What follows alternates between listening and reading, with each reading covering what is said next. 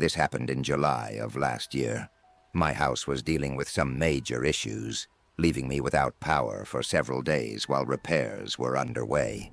Since I worked from home, this was a significant problem. I eventually decided to rent an Airbnb for a few days until the power was restored. I live in a relatively small city, so Airbnb options nearby were limited. The closest affordable one was about a 45-minute drive from my home, located in a smaller and less desirable part of the city. Despite the area's reputation, the cost savings made it worth it for a short stay. When I arrived, I was exhausted from everything happening with my house. I went straight inside and basically straight to bed. The next morning, I woke up early to set up my laptop and workspace before starting my workday. Just as I was getting ready, there was a knock at the door. I hesitated to open it since it wasn't my house, but I thought it might be the host. I checked through the peephole and saw a man in his early 30s, covered in tattoos. He didn't look like a host or a salesperson. Not wanting to engage, I decided to ignore him and went back to my desk to prepare for the day. I had meetings and a backlog of work to catch up on, so I didn't leave the desk until around 8 p.m. After picking up dinner, I had just started eating when there was another knock at the door. I checked again, and it was the same man as earlier. This time I felt more irritated than concerned. Once again, I chose to ignore him and returned to my meal. Later, around 1 a.m., I decided to finish up some work for another hour before calling it a night. I put on my headphones and focused on getting things done. By the time I finished and closed my laptop, I realized how dark the house had gotten. As I moved to turn on a light in the front hallway, a chill ran down my spine. Faint but clear shoe prints marked the floor, leading from the back door to the desk where I'd been working. Terrified, I followed the prints to the back door, which was slightly ajar. A sense of pure dread washed over me, and then I heard slow, deliberate footsteps descending the stairs.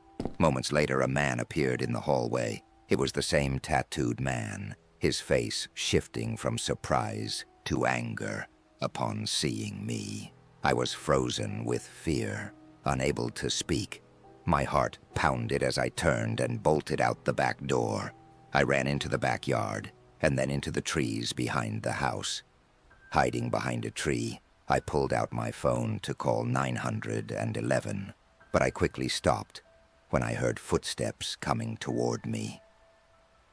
Thankfully, the man didn't see me and continued running into the darkness. Once I felt safe, I contacted the police and returned to the Airbnb to wait for them. I gave a detailed description of the man, and they managed to apprehend him the next day. His tattoos confirmed his identity. It turned out he had broken into several homes in the area recently, committing heinous acts against the residents. I still don't know what he had planned for me or why he initially seemed to leave me alone, but I'm relieved that he's now behind bars and can't harm anyone else.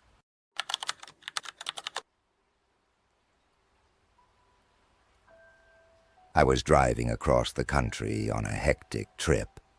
I needed to complete some work at an office in Maine, and since I was already on the road, I decided to visit some friends and family along the East Coast. On the fourth day of driving, I spent most of my time traveling through Pennsylvania. While there were some interesting towns along the way, the majority of the drive was uneventful, taking me down long, empty, one-lane highways. As evening approached, rain began to fall, and my fuel gauge was running low. I hadn't seen a gas station in quite a while, and hoped one would appear soon. However, this route wasn't passing through any towns, so my options seemed limited. After another 30 minutes of driving through the rain and fog, I finally spotted a sign for a gas station. Moments later, it came into view, a small station nestled among the trees. It had just 2 pumps and a tiny concession building behind them.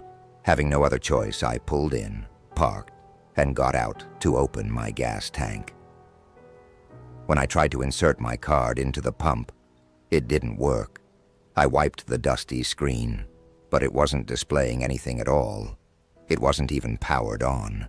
Frustrated, I moved to the second pump, but it was the same situation. Both pumps were out of order.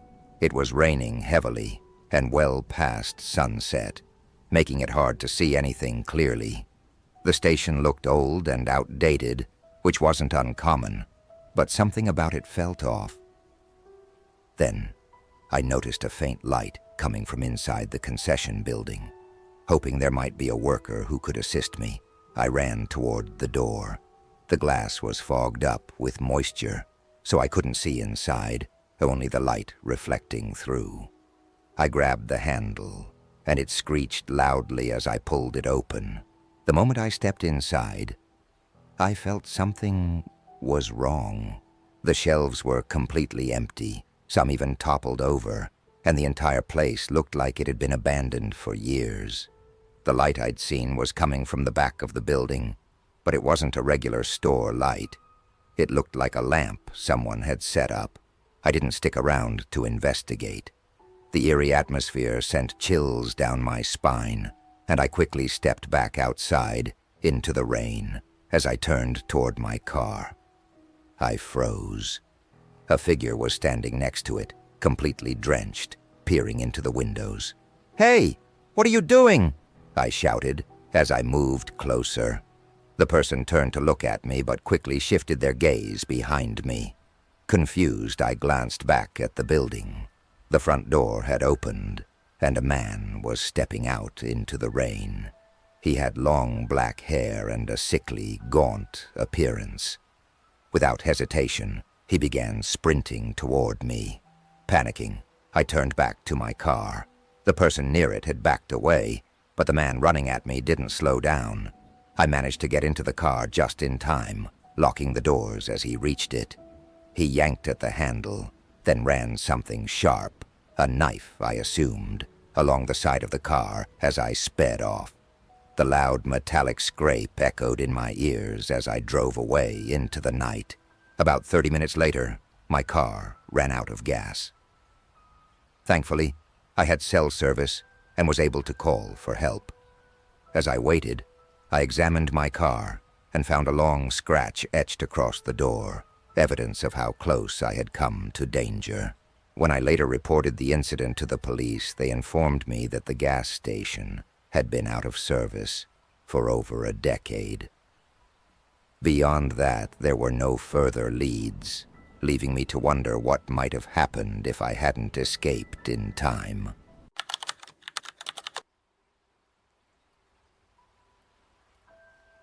About 10 months ago, I was visiting my best friend from college, Chris, in his hometown.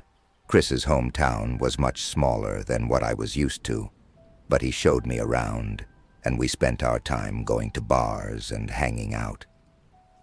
On my last night there, he brought up a place he'd been wanting to explore for a while, but hadn't had anyone to go with. It was some abandoned house or town, a few miles out in the woods. Since we'd gone exploring and backpacking a lot in college, it sounded like a pretty cool idea. Only 30 minutes after hearing about it, we were already trekking through a trail in the woods. The sun was starting to set, but we brought headlamps just in case. After about 20 minutes of walking, the main trail ended, and we had to follow a faint footpath through the trees. This path went on for another hour before we finally saw it.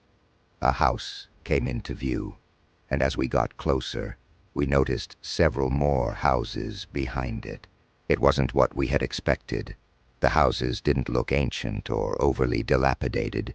Instead, they seemed modern, with weathered siding and some damage. There was even a small gravel road connecting the homes, making it seem like someone had started building a community but abandoned the project. The graffiti on the sides of the houses was proof that others had been there before us. We approached the first house and looked through the open doorway. Weeds were growing through the floorboards, but the interior was otherwise empty. Just as we were about to step inside, a loud slamming sound echoed through the woods. Both of us froze and stared down the gravel road where we thought the sound had come from. But after a tense moment of silence and seeing nothing, we decided to go inside. The house was eerie, but fascinating. It was clear it had been a nice home before being left behind. We explored the first floor, trying to piece together why anyone would have abandoned it. After looking around downstairs, we headed up to the second floor. Strangely, it was much darker upstairs, as though none of the windows were letting in light. The hallway was short, with only 2 doors and what looked like an attic entrance in the ceiling. We opened the first door, revealing another empty room. But before we could move on, we heard shuffling footsteps outside. They moved through the grass and up to the house we were in. Our hearts raced as we stayed quiet, hoping whoever it was hadn't seen us earlier. The footsteps stopped just before the front doorway. Then we heard a voice. "Hello?" We didn't respond. "I just want to talk. No harm at all," the voice said. It sounded older and slurred, as if the person was missing teeth or intoxicated. Then silence. For a whole minute, there was nothing. He didn't say anything else, but we didn't hear him leave either. After a few more minutes of tense waiting, Chris quietly crept down the stairs and peeked toward the front door. When he turned back to look at me, his face was pale. "There's nobody there," he whispered. I quickly went to see for myself, and he wasn't lying. The doorway was empty. We cautiously stepped outside and looked around. There was only one set of footprints in the grass, leading from where the other houses were. But there were no footprints leading away. We both realized it at the same time. Whoever that man was, he hadn't left. He was still inside the house. Without saying a word, we bolted for the trees. Adrenaline carried us as we sprinted through the woods, not stopping until we reached Chris's car. Back at his place, we tried to make sense of what had happened. Who was that man, and why did he want to talk to us? We didn't stick around to find out, and I'm convinced that if we had, we might not be here to tell the story.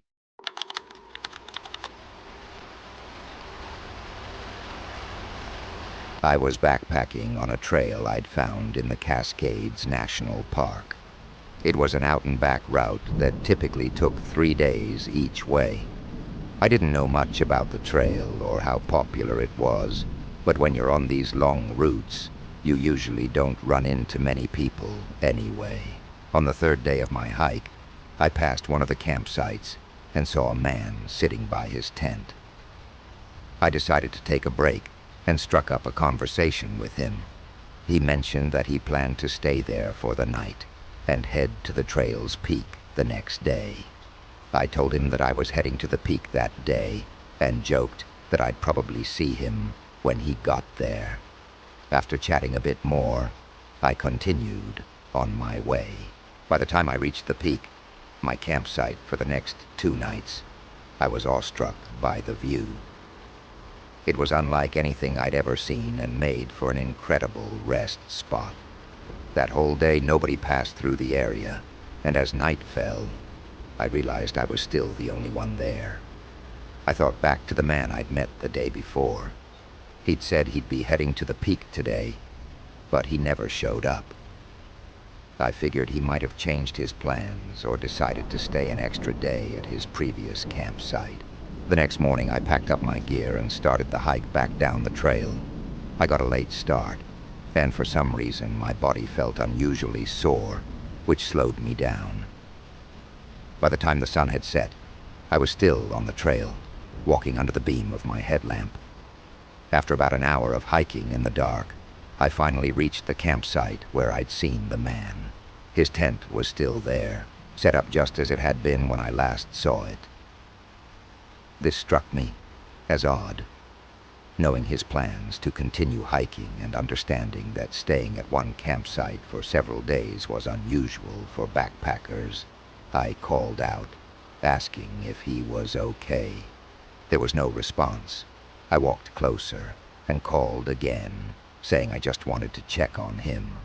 The tent flap was partially open, but when I looked inside, nobody was there. A strange feeling settled in my chest as I stood there, scanning the area. Something felt off, like my instincts were trying to warn me. That's when I noticed a faint glimmer in the distance, a light, barely visible through the trees. Curious and concerned, I walked toward it. About 40 yards from the campsite, I found the source, a headlamp lying on the ground, its light so dim it was nearly out of batteries. As I crouched to pick it up, I suddenly became aware of someone watching me. They were standing just 10 yards away, partially obscured by the trees, and clearly trying to remain unseen. My heart pounded as I realized this wasn't the man I'd met before. I felt like I had to say something, so I called out, "Hello? Do you need help?" The figure didn't move or respond. "I'm sorry," I stammered. "I'll leave." Without turning my back to them, I hurried back to the campsite. Thankfully, I hadn't unpacked anything yet. So I grabbed my pack and started walking away as quickly as I could. As I moved, I glanced back toward the woods. The headlamp's faint light had turned off. I walked as far as I could that night, pushing myself another 3 miles to the next campsite. When I finally felt safe enough to stop, I reported the incident as soon as I had cell service. Unfortunately, the news confirmed my worst fears. The man I'd met earlier had been reported missing. Search efforts in the backcountry yielded almost no traces of him, and finding anyone out there was nearly impossible. To this day, I don't know who or what I encountered that night. The person in the woods remains the biggest mystery, and I'm convinced they hold the key to understanding what happened. But deep down, I think most of us know the likely scenario, and it's something I'd rather not dwell on.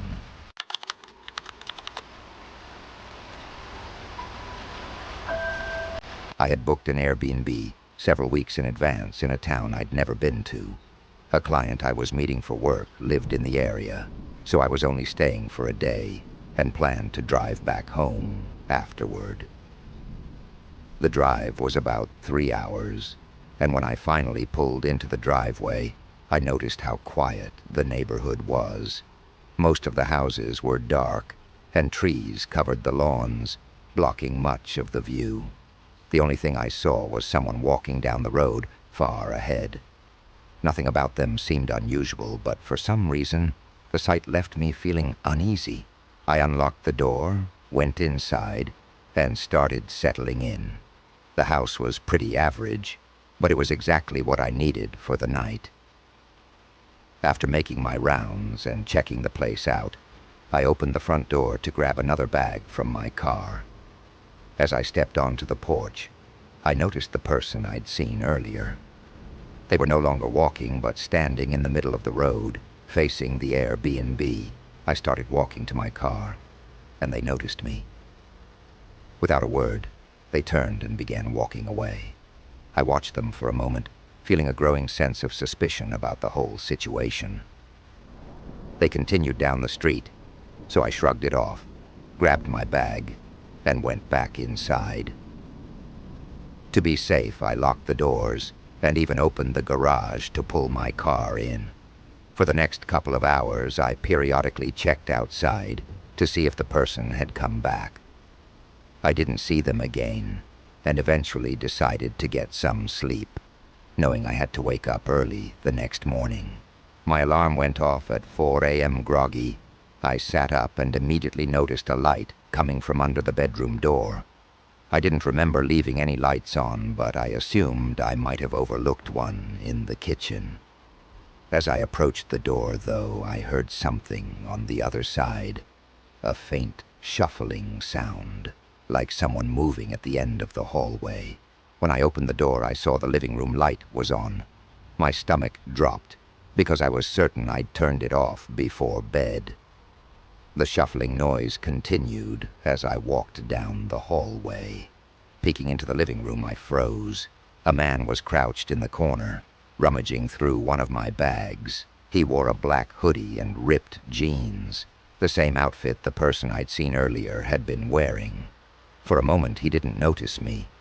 Then he turned around, locking eyes with me. What unnerved me most was that he didn't look startled. If anything, it seemed like he'd been expecting me. He dropped the bag and yelled, "Stay where you are," before starting to move toward me. My mind raced, and I had only a split second to act. I turned and bolted back to the bedroom, slamming the door shut just as he reached it. He rammed into the door and began kicking it, all while fumbling with the lock. Panicking, I opened the window, climbed out, and ran as fast as I could. By the time the police arrived, the man was gone. He'd taken my bags.